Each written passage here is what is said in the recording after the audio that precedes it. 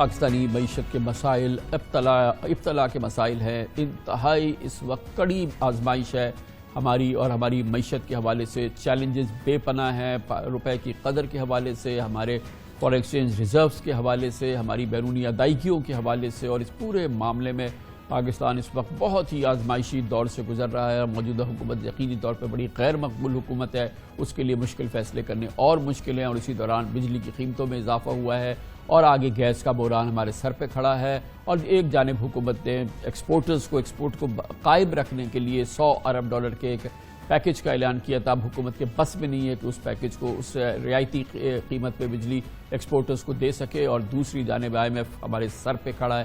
پوری صورتحال پہ بات کرنے کے لیے جناب شبر زیری ہمارے ساتھ ہیں. بہت بہت شکریہ شبر زیری صاحب. یہ چیلنج جو ہے یہ بڑا سیویئر ہے ہمارا. کہنے کو تو ہم کہہ رہے ہیں کہ ڈیفالٹ نہیں ہو رہا، لیکن ہم جانتے ہیں بینکوں میں LCs جو ہیں وہ نہیں نیگوشیٹ ہو رہی ہیں. امپورٹ پھنسی ہوئی ہے، لوگوں کی امپورٹ نہیں ہو رہی، جس کی وجہ سے اب بڑا خطرناک صورتحال ہمیں ریونیو کلیکشن کی ہو رہی ہے.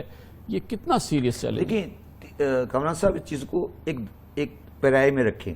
IMF کی 3 کنڈیشن ہے بنیادی. پہلے وہ یہ کہتے ہیں کہ ایکسچینج ریٹ کو آپ مینیج نہیں کریں گے، فری فلوٹ رکھیں گے. دوسرا وہ کہتے ہیں کہ بجلی کے اندر سبسڈی کم کریں گے. تیسرا وہ کہتے ہیں کہ اپنی ٹیکس کلیکشن بڑھائیں گے.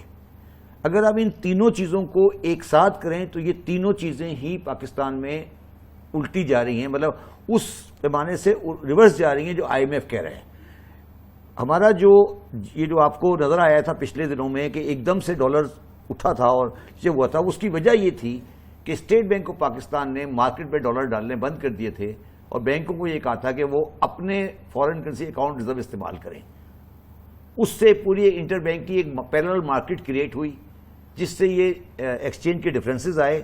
یہ کہنا غلط ہے کہ کسی نے پیسے بنائے، کیونکہ یہ جب اوپن یہ کہہ رہے ہیں نا بینکوں نے 57 ارب نہیں، وہی میں آ رہا ہوں نا. ہاں، یہ کہنا غلط ہے کہ پیسے بنائے. اگر وہ بندہ مارکیٹ میں بیٹھا ہوا ہے اور وہ آگے اسٹیٹ انٹرپرائز کو ایکسپیکٹ کر رہا ہے کہ ریٹ زیادہ ہے اور وہ زیادہ ریٹ دے رہا ہے، تو کیا وہ کسی جرم کا اس نے کوئی جرم کیا ہے؟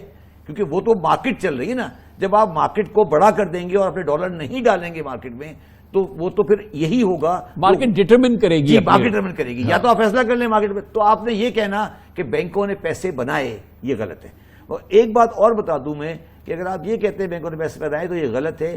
جو بینکوں کا ٹیکس ریٹ ہے اس وقت وہ تقریباً 80% کے قریب ہو گیا اس سال کا، بیکاز ایک عجیب و غریب تو وہ پیسے جو ہے وہ گورنمنٹ کا یہ بیکار کی باتیں ہیں کہ پیسے بنائے، جتنے انہوں نے بنائے وہ گورنمنٹ لے گئی، اس میں 80 گورنمنٹ لے گئی. صحیح. تو یہ آپ مطلب میرا مقصد ہے ان چیزوں سے بات کرنے کا فائدہ نہیں ہے کوئی، یہ ٹائم ضائع کر رہے ہیں. اب پرابلم جو آ گئی ہے وہ یہ آ گئی ہے کہ جو آپ کا ڈالر ہے یہ نہیں سنبھل رہا آپ سے. Let us admit it. اور آپ نے بینکوں کو یہ کہہ رکھا ہے کہ ہم مارکیٹ میں ڈالر نہیں ڈالیں گے. جب آپ مارکیٹ میں ڈالر نہیں ڈالیں گے تو LC کے لیے جو شارٹ ہے وہ کہاں سے آئے گا؟ شارٹ یہاں سے آئے گا کہ بینک LCیاں نہیں کھول رہے اس وقت. ٹھیک ہے، بینک LC جب نہیں کھول رہے تو امپورٹ نیچے آ گئی ہے. ٹھیک ہے، جب امپورٹ نیچے آئے گی تو ٹیکس کلیکشن بھی چلی جائے گی، اب مجموعی قومی پیداوار بھی کم ہو جائے گی. تو اب یہ ٹریپ اس طرح چل رہے ہیں نا. یہ تو اب ان ٹریپس کو اگر آپ الگ الگ کرتے ہیں تو یہ آپ کو سمجھ نہیں آتے، مگر یہ پورا ایک اس طرح سے گجلک ہو چکا ہے سلسلہ. تو ہمیں یہ ایڈمٹ کر لینا چاہیے کہ ہم سے معیشت نہیں سنبھل رہی. یہ دیکھیں نا، یہ ایڈمٹ کر کے پھر ہم اس کو صحیح کریں تو بہتر ہے. مگر ہم یہ کسی پہ بلیم اور ابھی شبر بھائی اب تو ہو گیا ہے جو ریمیٹنس جو ہے، جو ہماری ریڑھ کی ہڈی ہے اس نظام کو سنبھالنے کی، اب وہ ریمیٹنس تو وہ بھیج نہیں رہا وہاں سے کہ اس کو بینک سے جو ریٹ مل رہا ہے اور جو بازار سے مل رہا ہے تو 20 روپے کا فرق ہے. کتنے روپے کا؟ 20 کا. آج میری انفارمیشن ہے تقریباً 20 سے 25 کا فرق ہے. ٹھیک ہے، 20 سے 25 کا فرق چل رہا ہے بازار میں. ٹھیک ہے، اگر جو آپ کہتے ہیں کہ ایکسچینج ریٹ ہے یہ جو بھی آپ نے دے دیا، جو بھی آج کہہ رہے ہیں، کیا یہ ریٹ اویلیبل ہے ڈالر اس پہ؟ کیا بینک اس پہ LC کھولنے کو تیار ہے؟ کیا LC کھل سکتی ہے؟ تو اس کا مطلب ہے یہ ایکسچینج ریٹ جو آپ بات کر رہے ہیں یہ فکٹیشس ہے. ٹھیک ہے، اور مارکیٹ کا ریٹ کچھ اور ہے اور آپ بار بار اس کو ریسٹرکٹ کرتے جا رہے ہیں. تو پہلی بات تو یہ ہے کہ ہمیں یہ ریئلائز کرنا چاہیے کہ ہمارے پاس امپورٹ ایکسپورٹ کا جو امبیلنس ہے وہ ہم اس کو کہاں سے فائنینس کریں گے. یہ اسٹیٹ بینک کو مارکیٹ کو بتانا پڑے گا. اگر یہ نہیں بتائیں گے اور اس طرح کبھی مارکیٹ میں آئیں گے اور کبھی نہیں آئیں گے اور بینکوں کو یہ اس طرح کرتے رہیں گے تو یہ مصیبت ختم نہیں ہوگی. میں آپ کو اس کی بالکل آسان مثال دیتا ہوں. پاکستان میں روپی کا انٹرسٹ ریٹ 15% ہے. ٹھیک ہے تقریباً, اور ڈالر کا ایکسچینج ریٹ ہوتا ہے, انٹرسٹ ریٹ ہوتا ہے تقریباً 3%.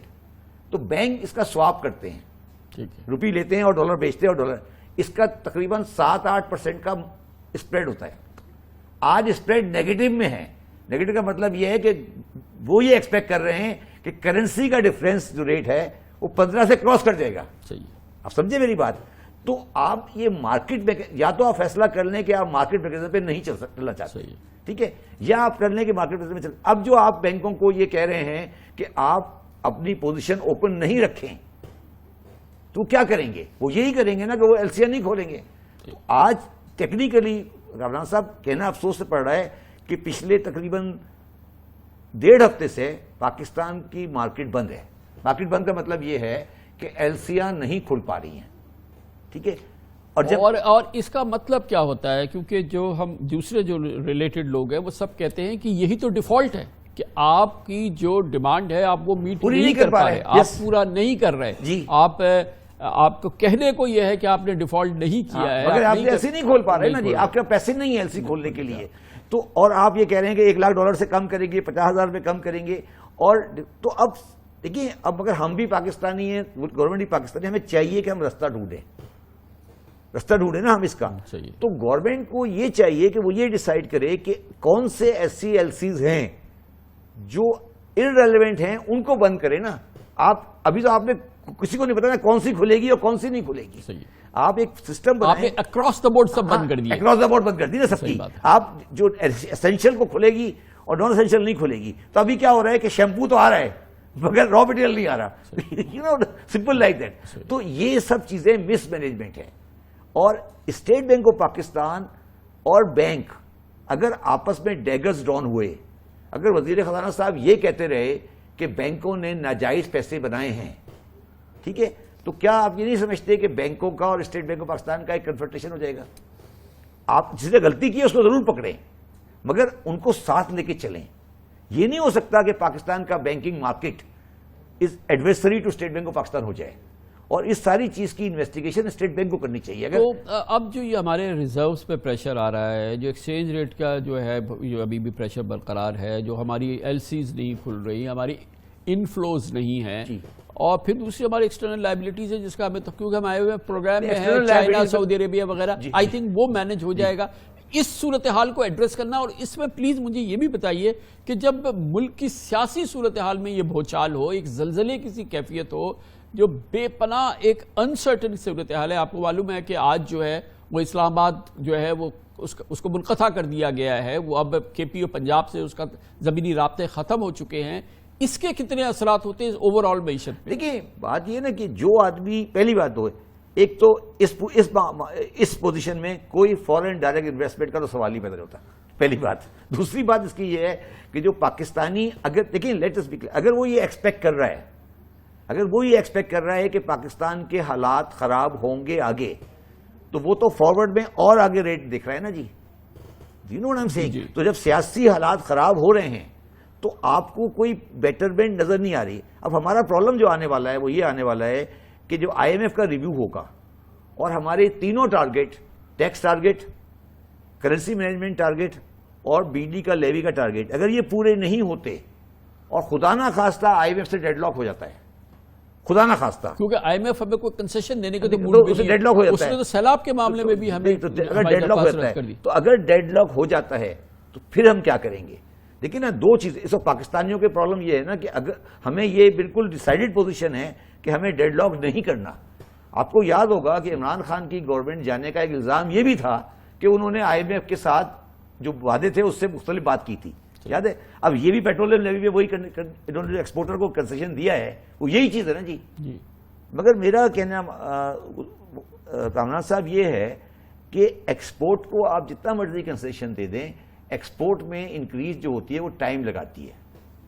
You can not get the dollar in export in 2 months اور 3 months. آپ کو اگر مینیج کرنا ہے تو آپ کو ریمیٹنس اور امپورٹ مینیج کرنی ہے.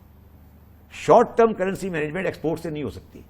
یہ جو گورنمنٹ غلط لائن پہ جا رہی ہے کہ ایکسپورٹ کی مینجمنٹ کرنسی مینجمنٹ کرنا چاہتی ہے, وہ نہیں ہو سکتی, کیونکہ ایکسپورٹ کی ریلائزیشن میں سالوں لگتے ہیں. ٹھیک ہے. اب پرابلم جو گورنمنٹ کو آ رہی ہے وہ یہ آ رہی ہے, میں سمجھتا ہوں کہ ان کو یہ نظر آ رہا ہے کہ یہ 4 مہینے میں الیکشن میں جانے والے ہیں. ٹھیک ہے. اب خدا نہ خواستہ اگر یہ سوچ رہے ہیں کہ IMF کے ساتھ ہم کوئی جھگڑا لے لیں گے یا ہمیں کوئی کنسیشن مل جائے گا, تو وہ غلط فہمی ہے. IMF کی کنڈیشنلٹی مشکل رہیں گی اور وہ ایز اے پاکستانی ہمیں دیکھنی ہے, نہ کہ ہم ایز اے سیاسی فیصلہ کریں. مجھے یہ شک ہو رہا ہے کہ یہ سیاسی فیصلے کرنے جا رہے ہیں. نہیں, وہ تو پھر اگر IMF تو کسی صورت سے کسی کنسیشن کے لیے تیار نہیں ہے تو وہ تو ایک ڈیڈ لاک ہو جائے گا IMF کے ساتھ, اور پھر اگر اور بریک ڈاؤن تو پاکستان افورڈ نہیں کر سکتا. وہی تو میں کہہ رہا ہوں نا, بریک ڈاؤن افورڈ نہیں کر سکتا. تو اب کیا گورنمنٹ کیا فیصلہ کرنے جا رہی ہے؟ ڈاٹ صاحب نے جو دیا ہے ایکسپورٹ کا کنسیشن 100 بلین کا, کیا یہ IMF کو ایکسیپٹیبل ہے؟ کیا IMF کو یہ ایکسیپٹیبل ہے کہ آپ امپورٹ کو کٹ ڈاؤن کریں بائی مینیجنگ دی کرنسی؟ دیکھیں نا آپ نے کیا کیا ہوا اس وقت, آپ نے امپورٹ کا کٹ ڈاؤن کیسے کیا ہے؟ ایل سی سے. تو کیا یہ IMF کو ایکسیپٹیبل ہے؟